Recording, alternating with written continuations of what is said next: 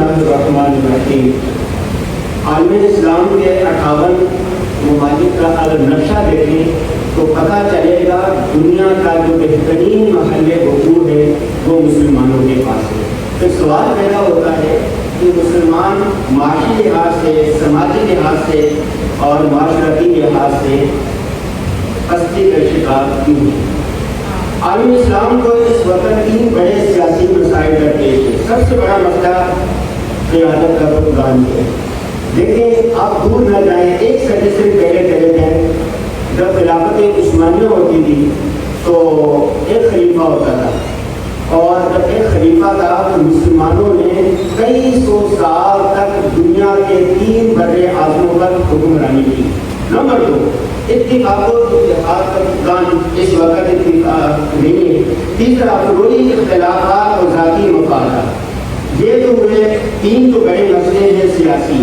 اب آتے ہیں عالم اسلام کو درپیش 4 بڑے سیاسی سماجی مسائل ہیں۔ نمبر 1 قوم پرستی، نمبر 2 مذہبی حیثیت، نمبر 3 اخلاقی رویے، نمبر 4 اعلیٰ اسلامی اقدار کی پامالی۔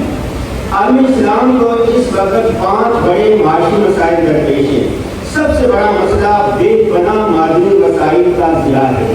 مسلمانوں کے پاس سونا ہو، معدنیات ہو، تیل ہو، وافر مقدار میں ہے، لیکن اس کا صحیح استعمال نہیں ہے، ضیاع ہو رہا ہے۔ نمبر 2 ایکسپورٹ نہیں ہے۔ پاکستان میں صرف دیکھتے ہیں کہ پاکستان کے پاس کپاس ہے، گنا ہے، آم ہے، دنیا کا بہترین چیزیں ہیں، لیکن باہر ممالک میں دستیاب نہیں ہے۔ پہلے بھی بے قدری، پاکستان کو عالم اسلام میں ایسے نوجوان ہیں تو جو دنیا بھر کو روشن کر رہے ہیں، لیکن گھر کے نیچے گھر کا جو چراغ ہے اس میں روشنی نہیں ہے، لیکن ہنر نوجوان۔ عالم اسلام میں جو مسلم ممالک جتنے ہیں وہاں پر نوجوان سب سے زیادہ ہے۔ امریکہ، یورپ میں تو نوجوان ہے ہی، چائنا میں جاتے دیکھیں سارے بوڑھے بوڑھے ہیں، لیکن اللہ تعالیٰ نے عالم اسلام کو نوجوانوں کی بڑی ایک تعداد دی ہے، لیکن بے ہنر نوجوان ہیں۔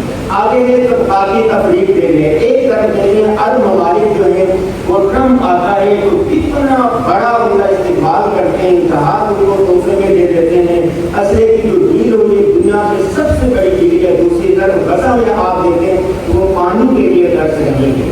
یہ طبقاتی تفریق ہے۔ اب عالم اسلام کو درپیش سیاسی، سماجی، معاشی مسائل کے تدارک کے لیے کیا کرنا چاہیے؟ تو 10 بڑی تجاویز ہیں۔ سب سے پہلی بات، بہادر، نڈر، دور اندیش قیادت کا چناؤ کرنا چاہیے۔ اگر قیادت ہمیں میسر آ جائے تو ہمارے مسئلے حل ہو سکتے ہیں۔ نمبر 2، باہمی اتفاق و اتحاد کا قیام۔ نمبر 3، 58 مسلم ممالک میں 8 ممالک ایسے ہیں، پاکستان، سعودی عرب، قطر، کویت، ترکی، ملائیشیا، متحدہ عرب امارات اور ایران، یہ نیٹو طرز پر ایک اتحاد بنا سکتے ہیں۔ تو کسی کے پاس کوئی ایک صلاحیت ہے، کسی کے پاس دوسری صلاحیت ہے، کسی کے پاس مال ہے، کسی کے پاس ٹیکنالوجی ہے، اگر یہ سارے مل کر ایک اتحاد بنا لیں تو ہماری کایا پلٹ سکتی ہے۔ اگلی تجویز، اپنے وسائل کو جمع کرنے کے لیے عالمی سطح کا کوئی مسلم بینک بنانا چاہیے۔ مسلم ممالک کی جو بے پناہ دولت ہے وہ کیا ہے؟ امریکہ، یورپ کے بینکوں میں جمع ہے۔ اسی طرح یورپ میں جیسے یورو کا اختیار ہے، پورے یورپ میں، میرا یورپ میں جانا ہوا ہے، وہاں پر پورے یورپ میں یورو چلتا ہے، تو مسلم کرنسی کا اجرا ہونا چاہیے۔ آگے عالمی طاقتی قوتوں کے سامنے معذرت خانہ رویے سے اجتناب کرنا چاہیے۔ آپ نے دیکھا پاکستان ہر اعتبار سے انڈیا سے کمزور ہے، لیکن جب اس نے تھوڑی سی بہادری دکھائی، جرأت کا مظاہرہ کیا تو اپنے سے کئی گنا ہر اعتبار ملک کو شکست دے دی۔ آگے جدید ترین ٹیکنالوجی کے حصول کے لیے یونیورسٹی کا قیام۔ دنیا میں 500 بڑی یونیورسٹیاں ہیں، ان میں سے عالم اسلام کی کوئی ایک یونیورسٹی بھی نہیں ہے۔ دفاعی نظام کی آپس میں تقسیم، جیسے دفاعی نظام ہے، پاکستان کے پاس میزائل ہے، تو ایسا نہیں ہے کہ ہمارے پاس کوشش کرنی چاہیے کہ دوسرے مسلم ممالک کے پاس بھی ہو۔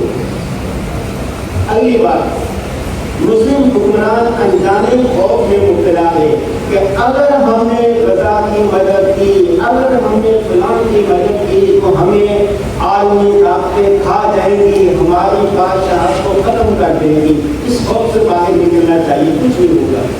اور آخری بات یہ ہے کہ ہر معاملے میں اسوہ حسنہ صلی اللہ علیہ وسلم کو اپنے سامنے رکھنا چاہیے۔ کیوں؟ اس لیے کہ دنیا اپنے چلن سے تنگ آ چکی ہے اور دنیا کی نجات ابھی اسی نہیں ہے کہ سیرت اسوہ کو اپنایا جائے۔ ذکی دیوی نے کہا تھا تنگ آ جائے کہ خود اپنے چلن سے دنیا اس سے سیکھے کا زمانہ تیرے انداز کبھی، یہ وقت ابھی آ چکا ہے۔